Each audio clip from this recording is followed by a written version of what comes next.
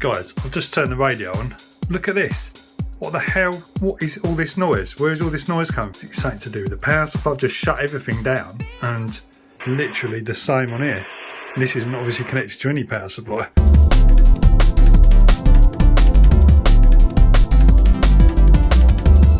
Welcome back to the channel, guys. I hope everyone's doing well. I'm tinkering about today and there's going to be lots going on. But first, I need a coffee.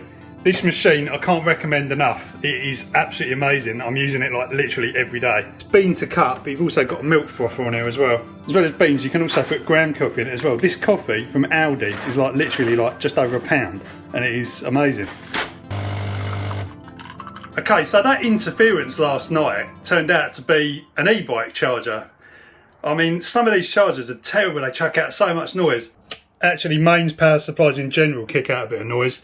This isn't a linear one, this is a switching one. See, look at all that horrible noise. You can actually offset that noise with this knob here. So that you can actually kind of move it. You know, if it's actually interfering with something, you can kind of move it, but it's not ideal. It's horrible seeing that. So what I really want to do is start moving away from mains power supplies and go over to batteries. It's much cleaner. So I've already started running things from batteries, in particular this JACKERY power bank thing. They want me to review this in February, but it's so good, I feel like I just need to mention it now. A lot of these things have a DC to DC converter that runs a 12 volt output, and a lot of them are really noisy. Not this one. This one's actually really clean. See, I'm actually running the 705 off this at the moment. You can see here it's kicking out 13.3 volts, and yeah, there's no noise whatsoever. There's no difference between this. If you turn it off, turn it on, there's absolutely no difference at all. So the noise level is very low on this thing. I mean, obviously VHF, you know, and UHF, we're running into an external antenna, collinear, and obviously basically that presents itself as a kind of DC short. So you never really get as much interference on VHF as you would on a HF set. I mean, look at that, that's just terrible. So you know how much I love a battery. There's no shortage of batteries in here, I can tell you that.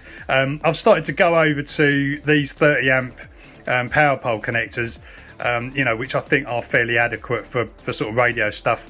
And yeah, I haven't got any kind of like junction box at the moment, like a sort of distribution rail with these on, but that is a plan. But basically I want to go over to all of these on all the radios. The 705's got these on. I've actually got a 12 volt jack plug there, like a car accessory one, onto this, and you see how, you know, this isn't ideal. So I've actually asked JACKERY to send me 2 DC power plugs here that go into here, because these are a little bit, not sure exactly what type they are, but they're sending me a couple of those anyway, and we can see how it works running radios off those two. They say 10 amps each socket. I'm not sure exactly what the total is you can pull out of here, but you know, you're not going to be transmitting on 3 radios at the same time. Anyway, yeah, so there you go. Look, there's the power pole that runs to the 705. So what I'm going to do is I'm going to get the FTDX10 off of the power supply, stick some power poles on there, and then we can run it off batteries and it should start looking a lot cleaner. It might be something to do with earthing actually. The antenna is a long wire in here, so you know, it's probably going to pick up noise, you know, whereas other antennas might not be as noisy from the power supply. Earthing can play a part, but so is the situation behind the power supply. I've just temporarily just screwed everything into these blocks. It's not ideal onto these posts, just to get things going, but yeah, it needs sorting out. God, I don't know what's going on here. I started using XT90s at one point. So here's the FTDX10 wires. I'm just going to stick power poles on there and we should be good to go. Get a good joint on there, let it suck up the solder. Do it above carpet as well, that's the best way to do it. Professionals. Right, here we go then. Power poles are on. Let's give it a whirl. So I've used my little 12 volt accessory plug, plugged it onto the end of the FTDX10 wire, and then we'll plug this into here. These aren't ideal as I've shown because they don't really sit in properly, but as I say, I'm waiting for those other proper DC connectors.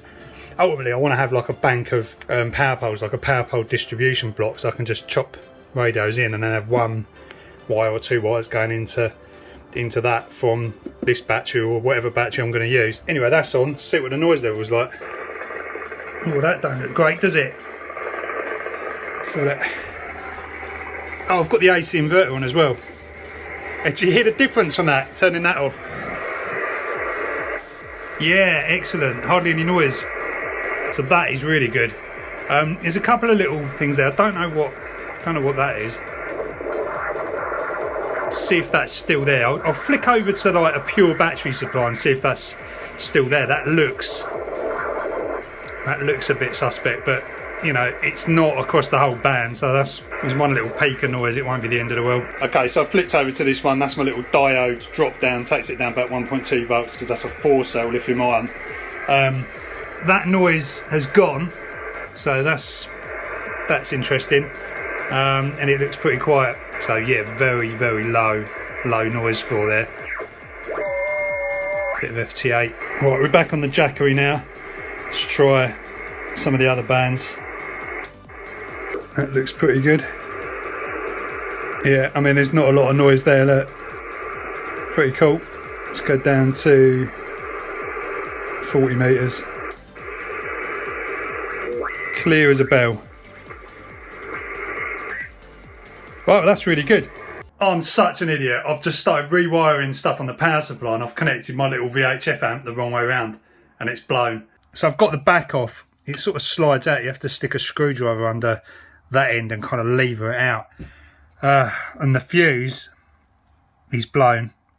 So I ain't got any of those fuses, unfortunately. Hopefully the amp is not damaged. But I haven't got any of those fuses and I'm just going to order one on Amazon, I think, and just see. Nothing else looks damaged. It's nicely made, but yeah, annoying. Hopefully it's not broken. Anyway, it's a lovely day out there. Something else I want to show you. Perfect for this. So Banggood sent me this. It is a portable solar charger. It's a USB solar charger, so it will literally, you know, it's got a couple of USB ports on it and it will charge. Not really tried it yet properly, so this is the first go. So there you go, 21 watt max power. USB 2, 3.5 amps. Oh, okay, so it's quite powerful. So it sort of folds out like that. So I'm going to try it with this. This is something I've picked up recently. XSTAR. Not seen this brand before, but they're fairly, I don't know if they're new or not, but anyway. So this basically is a little power bank that you can run from, basically you stick your own batteries in, or your own cells. And this one is one of the few that I've found that actually supports 2170, 21700s. I've got loads of 21700 cells from an old Tesla battery. Just a few of them are down here in different states of charge and stuff. So basically just stick 2 of them in, and then it's got this display here, which again is not showing up on the phone properly. So you can get the gist of it, 42%. It's showing 5 volts out. Now this is quite good actually, because it does actually give you some good flexibility with different charging things. You can input 5 volts 2 amps, or 9 volts 2 amps, or 12 volts 1.5 amps. So it would do power delivery, QC3. You've got a regular USB output, or this actually becomes an output as well if you want to use, if you want to charge a laptop or something with power delivery. So it's a great little charger. And it allows you to obviously use, all your 18650s and charge your 18650s or 21700s. I think you could probably fit other types of cells in here as well. I think it's mainly designed for 21700s.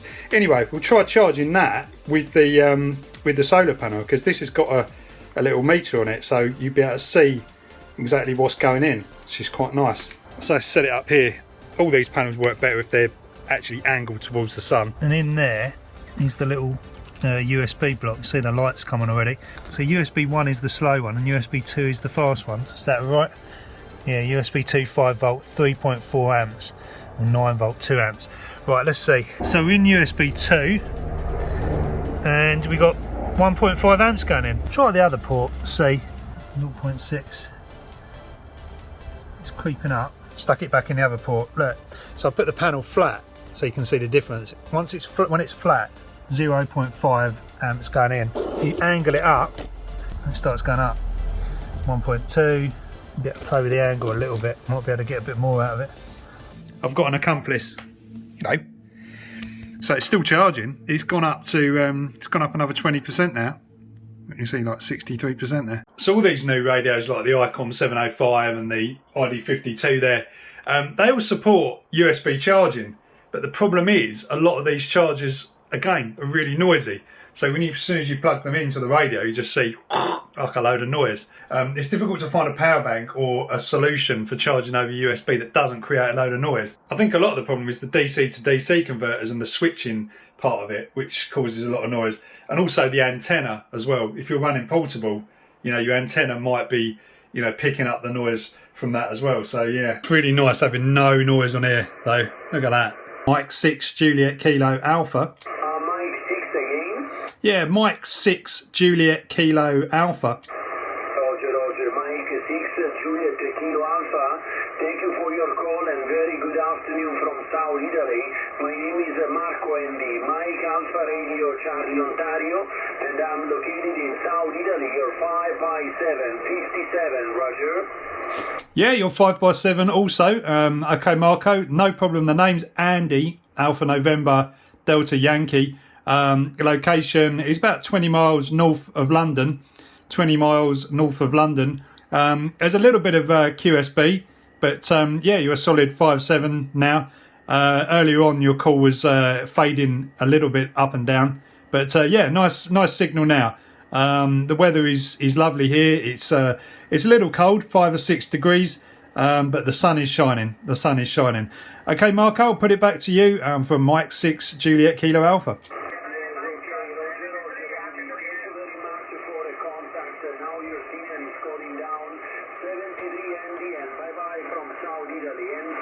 Japan Kilo Alpha, Italy 07 Delta Oscar Kilo, Marco in South Italy 73, and bye bye my friend.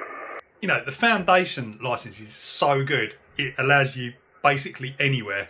And I mean, with 10 watts of power, who cares? Like that, literally, I mean, you can do that. Literally just done that.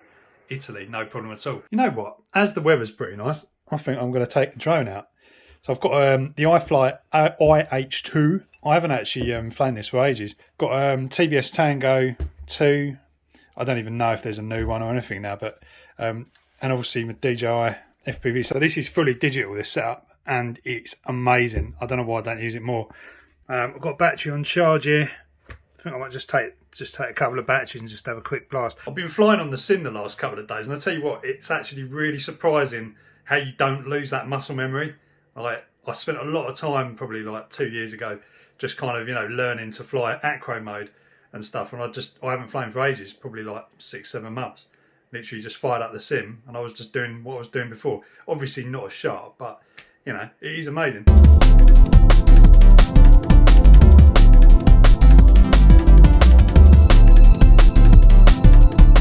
It's going here actually.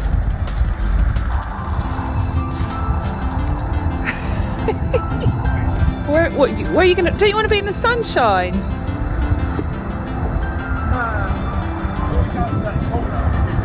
Yeah. It's a good little spot.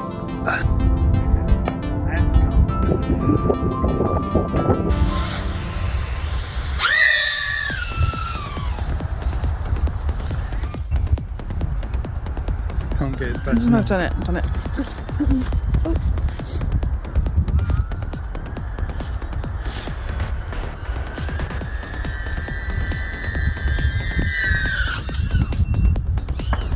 Oh. Hit the tree. Yeah.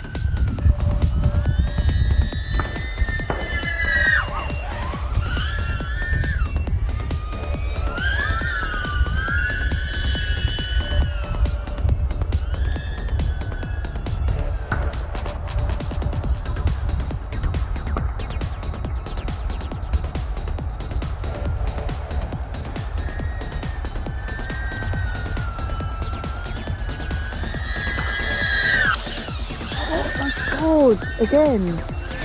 Hit the tree. Again. Let's try and find it. See, that's the good thing about the beeper.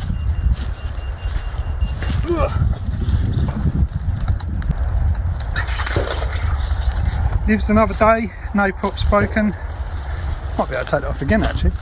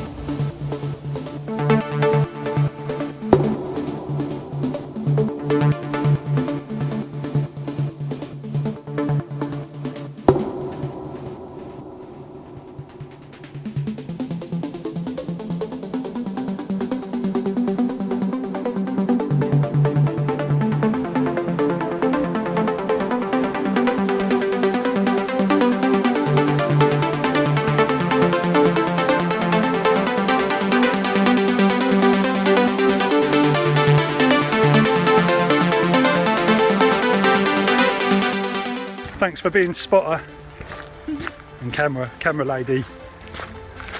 Oh, as per usual in your video, it's minus temperatures. Yeah, we never do this when it's actually sunny, do we?